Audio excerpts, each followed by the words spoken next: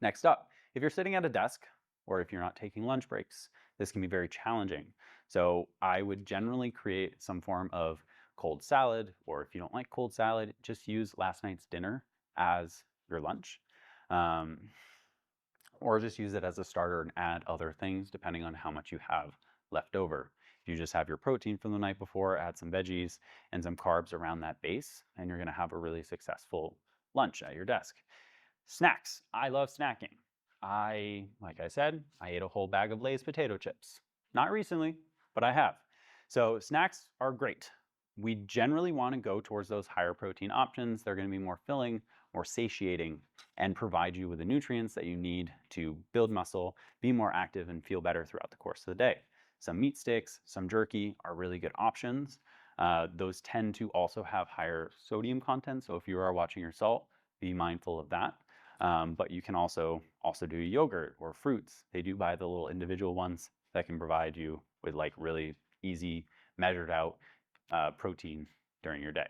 Just try and stay away from the pre-flavored ones. Those are going to be an uncontrollable amount of sugar, uncontrollable amount of carbohydrates. You can always add carbs or add sugar if you want to, but just try and go more towards the plain, and then you have control over how you flavor it and how you season it later.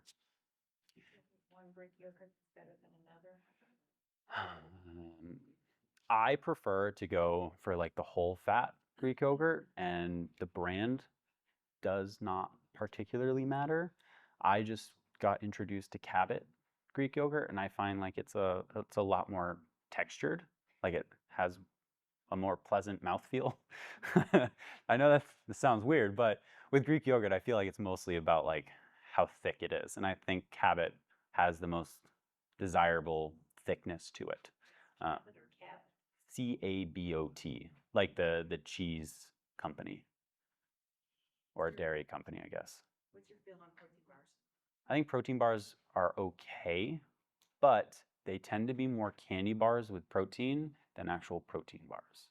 Like I have I I've done a lot of road trips, and on road trips I tend to stop in gas stations and get the protein source that is most readily available. Protein bars tend to be on that, but the carbohydrates they usually have more carbs than they have protein in them. So just be mindful of which protein bars you are going for. We've been testing out David's protein bar. I don't think you can buy those in gas station. You have to purchase them yourself, but they're really good.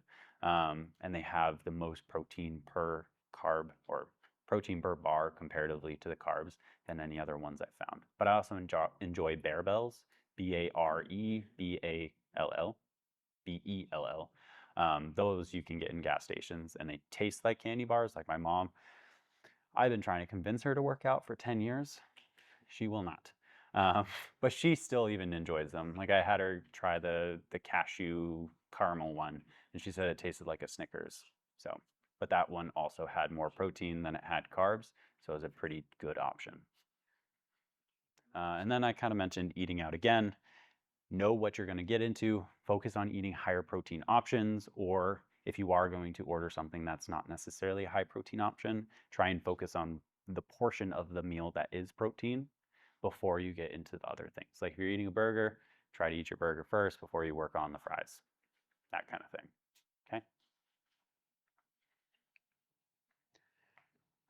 Okay. So many of you go here. How can we fuel before our workout or after our workout?